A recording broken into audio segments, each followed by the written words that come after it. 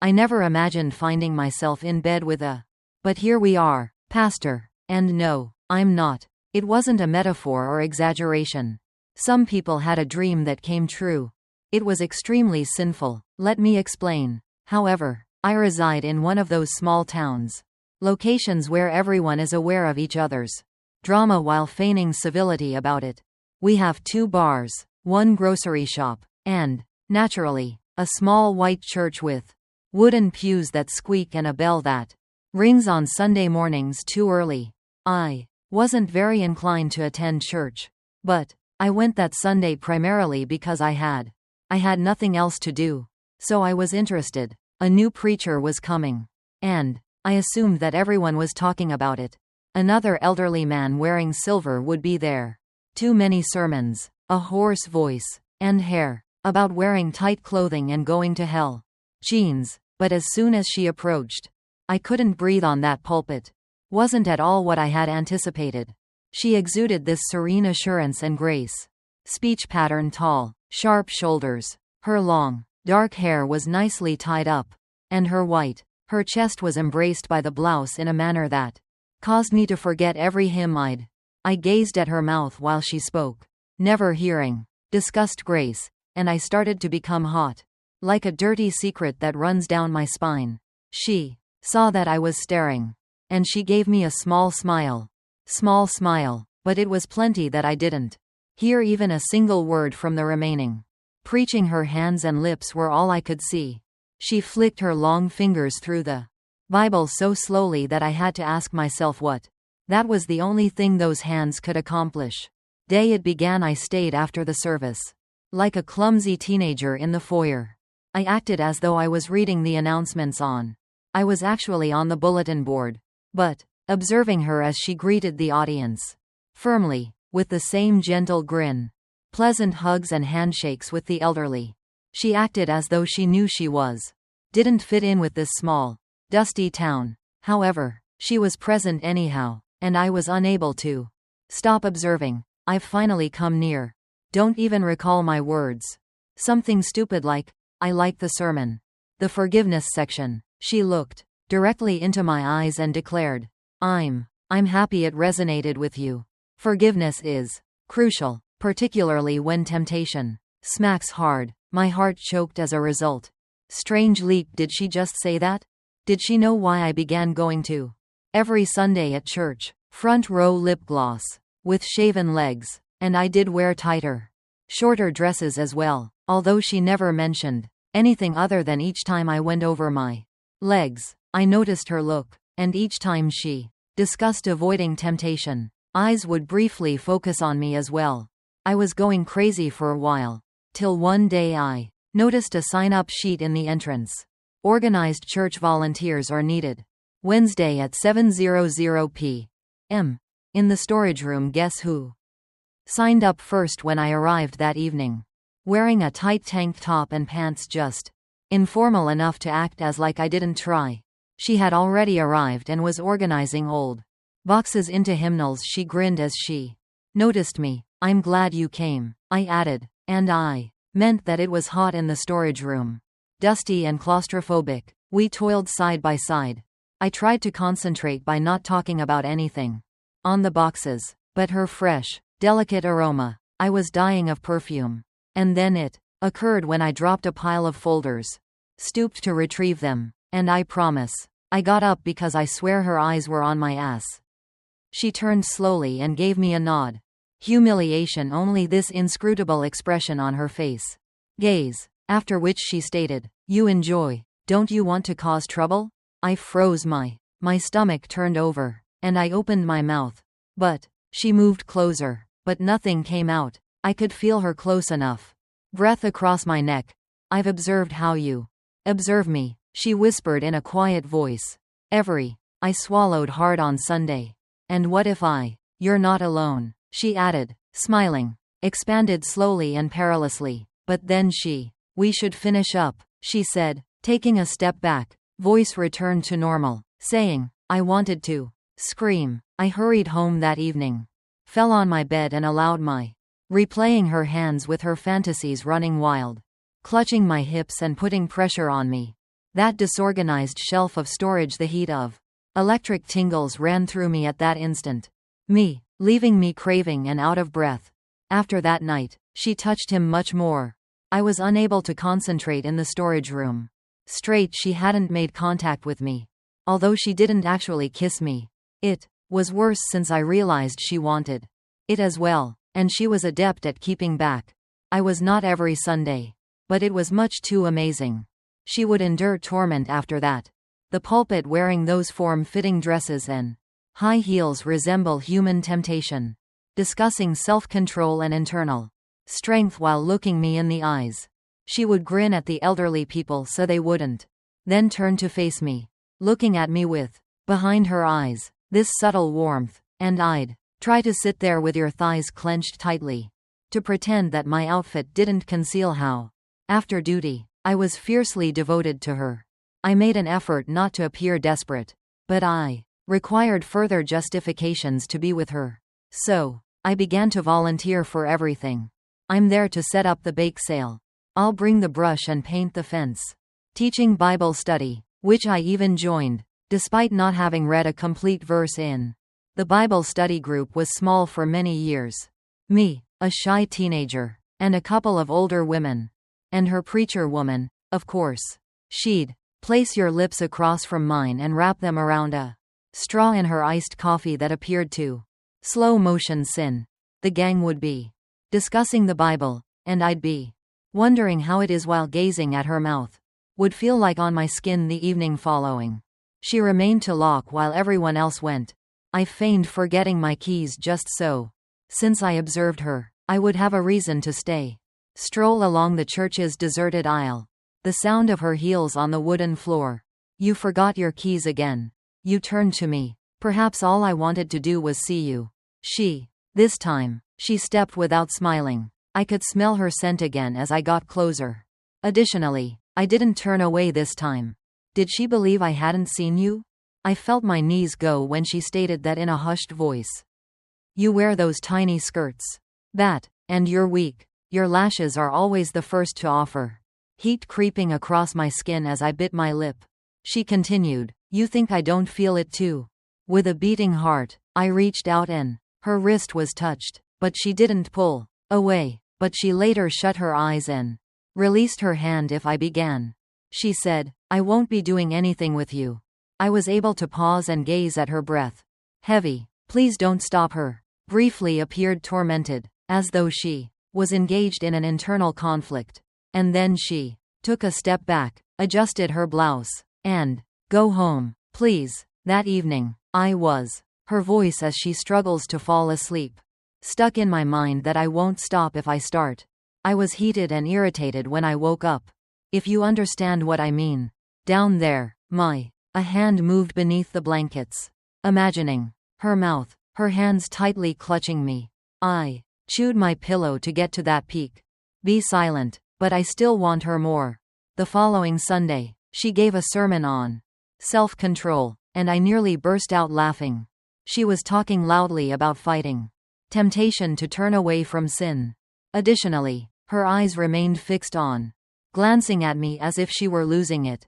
Own war. She inquired after service if I could assist with back office cleaning. Yes.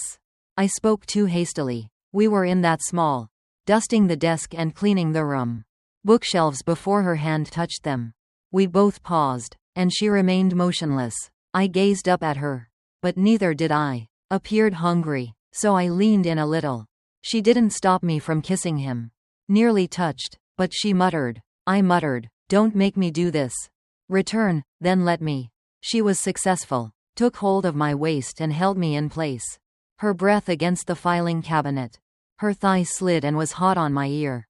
Just before our mouths, but between mine. She withdrew, saying, this isn't right. I was left standing there when she said that.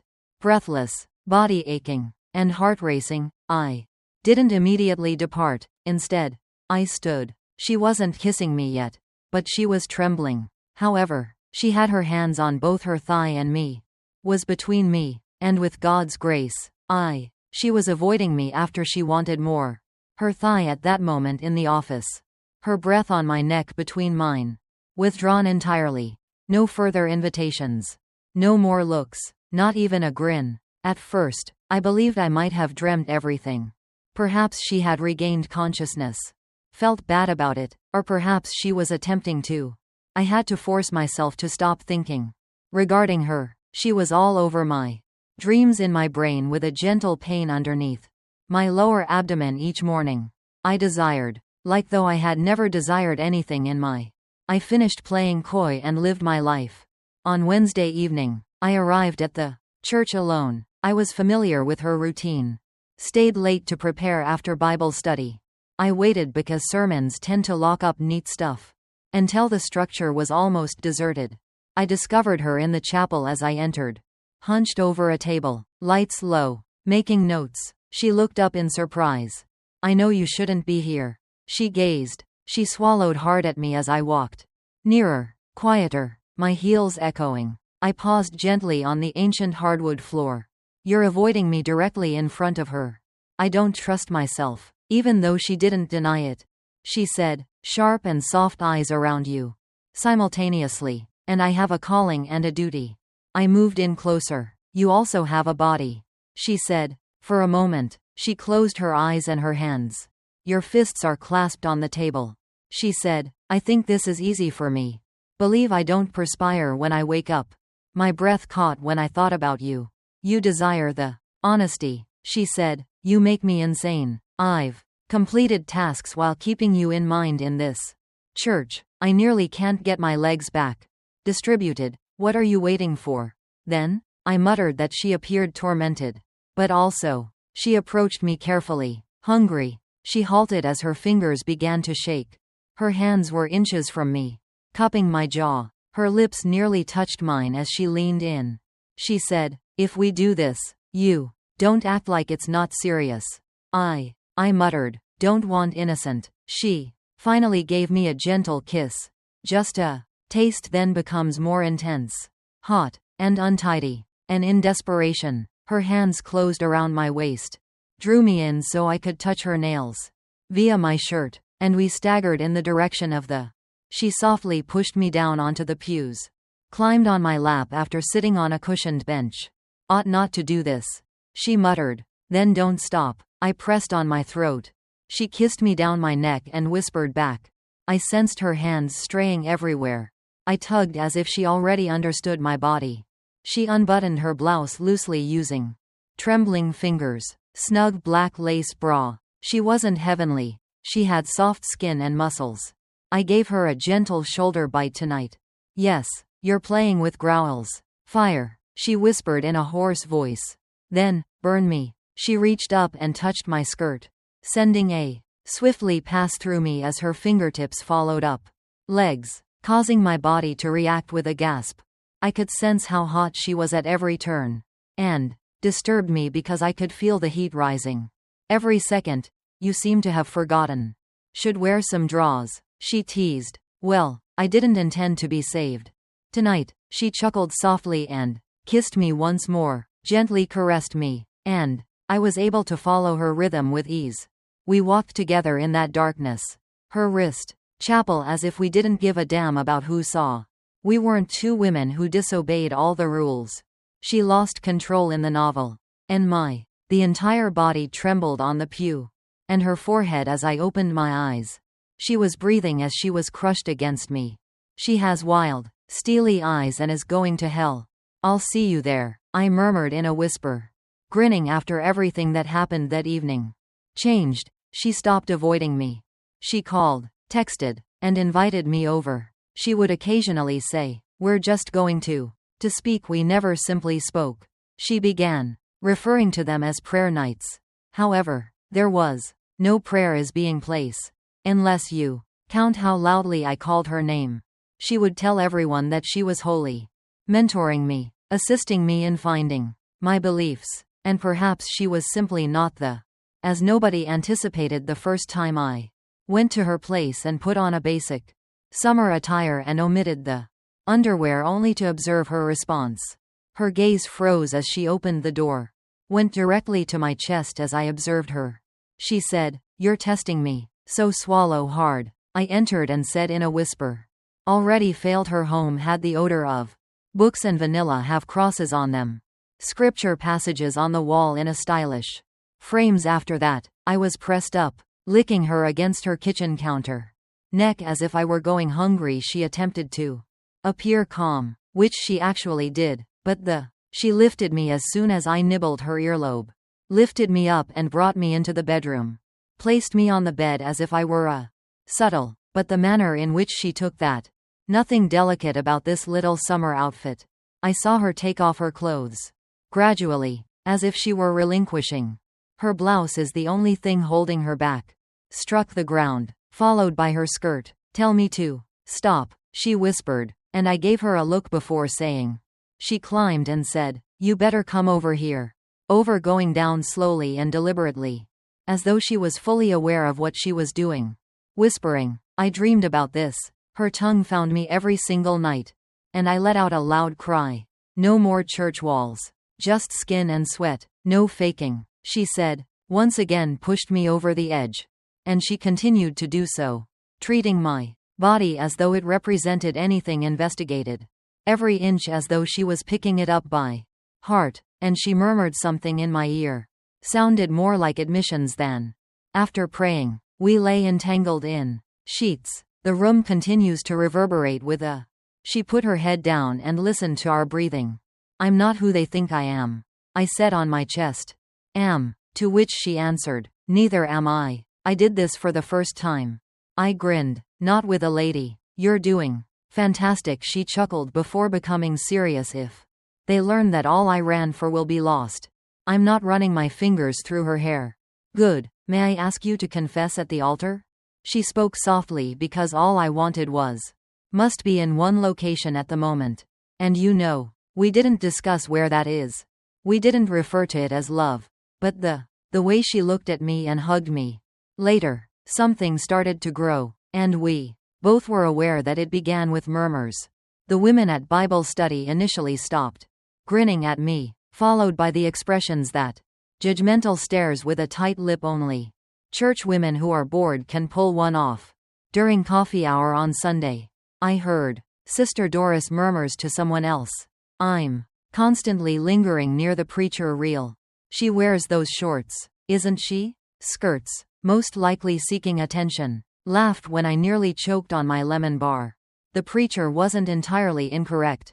Attempted to be silent, but she was sloppy and obsessed. She would grip my wrist.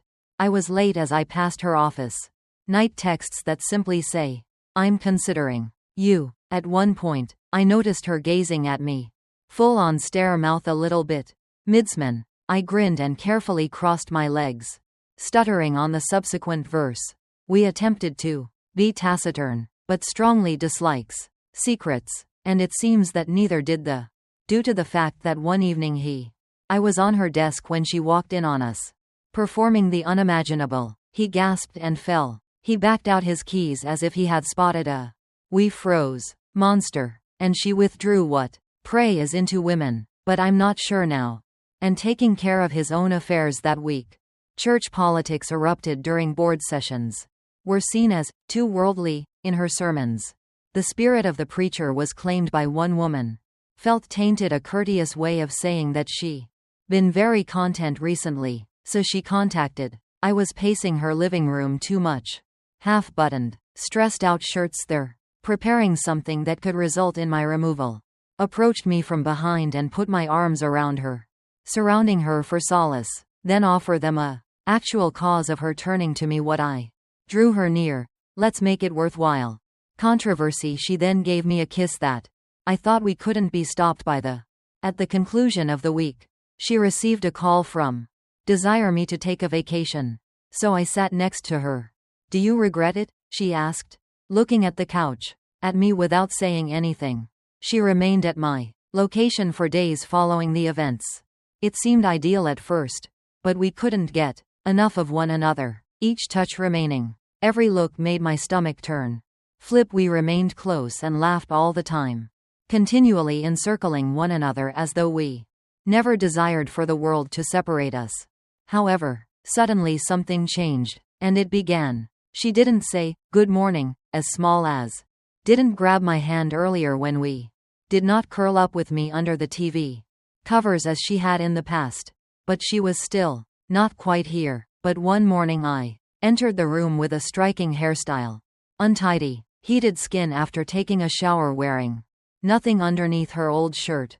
She raised her head from the Bible she was holding, smiled wearily and remarked, "You're." That was all. No tease, no beauty. Jovial grin that is only a compliment. Then, going back to reading, we continued to share silence. Moments, however, felt different since she was. Her hugs didn't stay with her. The kisses were gentle but not intense.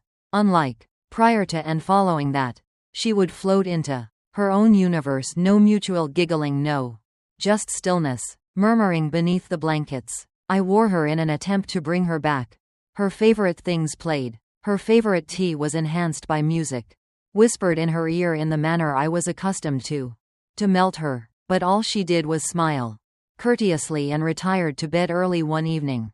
Sitting quietly on the couch, her voice was serene when she stated, "I believe I must leave." I blinked and said, "Back to church, to everything." She nodded, and I missed the routine, the tranquility that I left behind. Gazed, "Are you implying that this was an error?" Not only didn't she say no, but she also didn't say yes.